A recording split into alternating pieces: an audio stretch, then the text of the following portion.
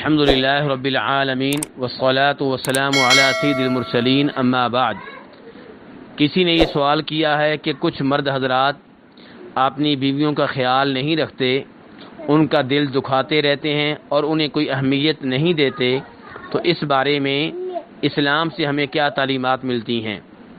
تو گزارش یہ ہے کہ نبی علیہ الصلوۃ والسلام کی احادیث اور قرآن پاک سے ہمیں یہی معلوم ہوتا ہے کہ اپنی بیویوں سے اچھا سلوک کرنا چاہیے۔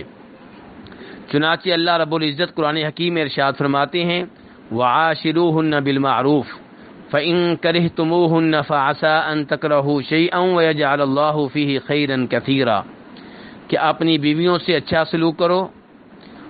اگر تمہیں اپنی بیوی بری لگے تو ہو سکتا ہے کہ ایک چیز تمہیں بری لگ رہی ہو جبکہ اللہ نے اسی میں تمہارے لیے بہت سی خیر رکھی ہو۔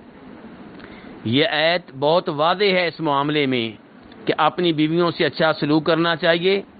اگر اپنی بیوی کی کوئی ایک عادت اچھی نہیں لگتی تب بھی ان سے اچھا سلوک کرنا چاہیے، اور اس سلسلے میں نبی علیہ الصلوۃ والسلام کی جانب دیکھنا چاہیے۔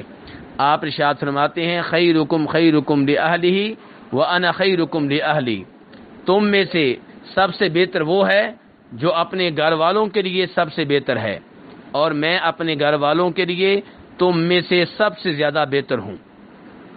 نبی علیہ الصلوۃ والسلام کی اس حدیث پہ غور کریں اور پھر مرد حضرات کو اپنے گریبانوں میں جان کر دیکھنا چاہیے۔ آج مرد حضرات اپنے دوستوں کے ساتھ تو اچھے ہوتے ہیں، محلے داروں کے ساتھ تو اچھے ہوتے ہیں، لیکن بیگم کے ساتھ اچھے نہیں ہوتے۔ بیگم سے گفتگو پیار و محبت سے نہیں کرتے، بیگم سے گفتگو اخلاق کے ساتھ نہیں کرتے، بیگم کا دل دکھاتے رہتے ہیں، اسے تانے دیتے رہتے ہیں، اسے برا بلا کہتے رہتے ہیں، اسے ٹوکتے رہتے ہیں، جبکہ پیارے حبیب علیہ الصلوۃ والسلام ارشاد فرماتے ہیں تم میں سے سب سے اچھا وہ ہے جو اپنی بیگم کے لیے سب سے اچھا ہے۔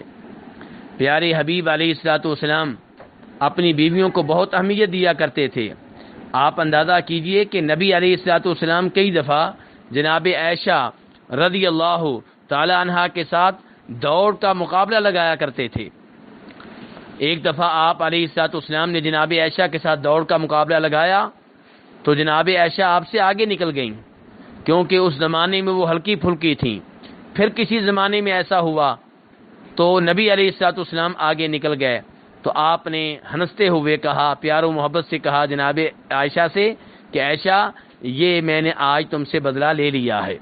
تو اندازہ کیجئے کہ نبی علیہ الصلوۃ والسلام جو تمام انبیاء کے امام ہیں، تمام انسانوں میں سب سے افضل، سب سے اعلیٰ، سب سے مقدس، سب سے محترم، سب سے زیادہ عبادت گزار ہیں، اس کے باوجود اپنی بیویوں کا اتنا خیال رکھتے ہیں۔